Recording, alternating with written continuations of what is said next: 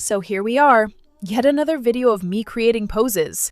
At first, I honestly thought, there's probably not going to be much to say this time.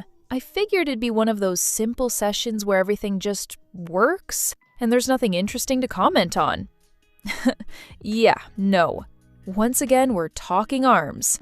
I swear, arms are one of the most deceptive parts of pose making. They look easy at first, but once you start rotating them, they can ruin everything if you're not careful. Like I've mentioned in my previous videos, I always try the pose on myself before I even open Blender. I'll stand up, move around, rotate my arms, curl my fingers, check the posture, everything. I like to feel it physically, so I understand how the body moves, and it's helped me a lot when translating real human movement into Sims poses. So in this particular pose, I noticed something interesting. The upper arm doesn't really rotate that much in this position.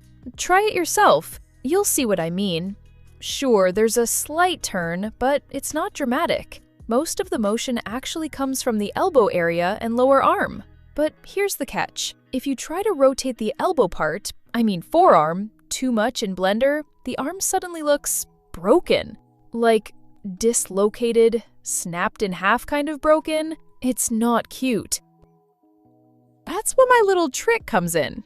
Something I've used multiple times now. I borrow forearm twist rotations from another Blender version. Why? Because the forearm is the area that allows for the most natural movement without breaking anything. It's flexible, it bends easily, and it helps guide the hand into the right place. So what do? I go back to an old version and just copy what I did in a new version of Blender. I adjust the rest to match, of course, but that one move makes such a difference. And just look at the results! The final arm position in this pose looks smooth, natural, and elegant, definitely not broken. And that's the goal, right? Also, if you're curious how my poses end up looking so polished in previews, it's because I always make preview photos for every single pose. I think it really helps users decide if they want to download it or not, and it gives a clearer idea of how the pose works. If you're ever curious about how I do that, lighting, angles, how I set it up in Blender, drop a plus in the comments, and I might just make a video showing the full behind the scenes of my preview process. The second pose in this video was thankfully super easy, like no drama at all. Nothing exciting happened, which is rare for me. So I won't comment much on that.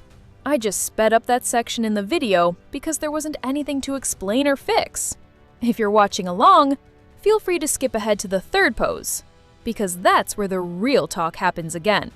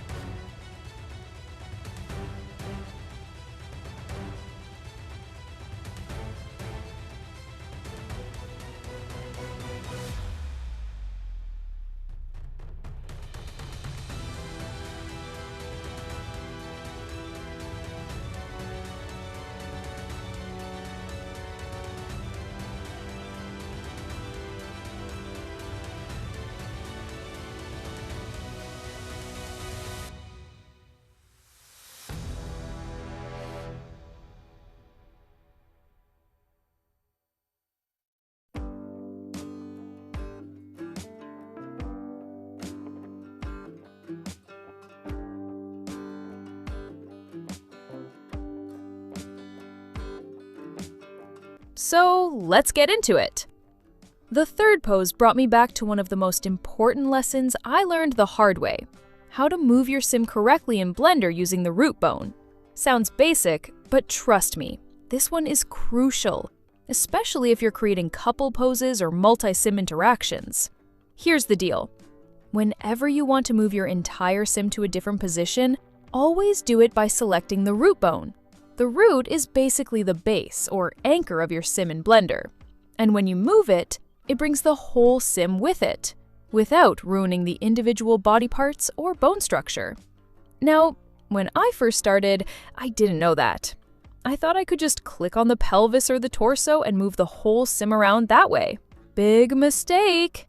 I ended up making a couple pose and somehow, don't ask me how, I moved that dot on the ground, which I should never have touched.